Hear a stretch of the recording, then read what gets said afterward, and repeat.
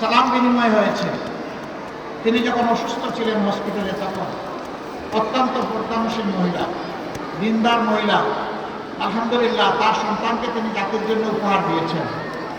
হাদি দুনিয়া থেকে চলে গিয়েছে, কিন্তু কোটি কোটি হাদি সে তৈরি করে রেখে গেছে। হাদিরা বেঁচে থাকলে বাংলাদেশ পথ হারাবে না ইনশাআল্লাহ। ইনসাফের বাংলাদেশ কায়েম হবে। পুরুষদের মতো নারীরাও কর্মক্ষেত্রে সমান অবদান রাখবেন, সম্মান এবং নিরাপত্তার সাথে আমরা তার যে কোনো মূল্যে নিশ্চিত করবো ইনশাআল্লাহ। চলাচলের জন্য বড় শহরগুলোতে আলাদা বাস সার্ভিস থাকবে, পিক আওয়ারে তাদের জন্য আলাদা গাড়ি থাকবে।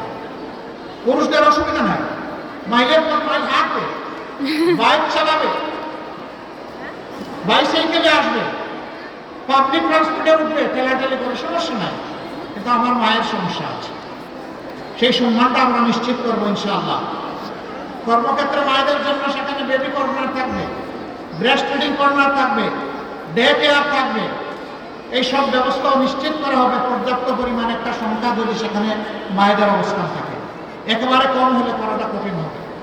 পর্যায়ক্রমে সব ইনশাআল্লাহ আমরা করব। আমরা বলেছিলাম যে সমস্ত মায়েরা সন্তান পুষেন তাদের জন্য আমরা 5 ঘন্টা কর্মঘণ্টা করতে চাই। কিছু লোক হই রই শুরু করে দিল। 5 ঘন্টা করলে তারা তো আর মানুষ তাদেরকে কর্মক্ষেত্রে নেবে না। আমাদের কথাগুলো না শুনেই চিৎকার শুরু করে দিল, লাফালাফি শুরু করে দিল। আমরা কি বলেছি তারা বোঝারও চেষ্টা করে নাই।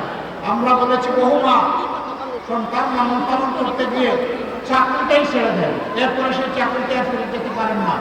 বরঞ্চ 5 ঘন্টা যদি কর্মঘণ্টা করা হয়, সন্তানের সেখানে যদি বেবি কেয়ার সিস্টেম করা হয়, তাহলে ও মা তার প্রয়োজন পূরণের জন্য, তার দক্ষতা কাজে লাগানোর জন্য সেখানে থেকে যাচ্ছেন, তাকে বিদায় নিতে হচ্ছে না, তিনি ঝরে পড়ছেন না। আমরা বলেছি এই যে গ্যাপ হবে, এই গ্যাপের দায়িত্ব রাষ্ট্রকে নিতে হবে। মারাই তো রাষ্ট্রের বুনিয়াদ, তাদেরকে বাদ দিয়ে তো কোনো কিছু কল্পনাই করা যাবে না। যারা সন্তানও আপনার মতো আমার মতো সন্তানকে বড় করলেন, আবার কর্মকর্তা ওই সময় কঠিন সময় 8 ঘন্টা আপনার মতো আমার মতো করতে হবে, এটা কি অবিচার নয়? আমরা কথা দিয়েছি সমাজে সুবিচার কায়েম করবো, সুবিচারের দাবি ইনশাআল্লাহ আমরা পূরণ করবো।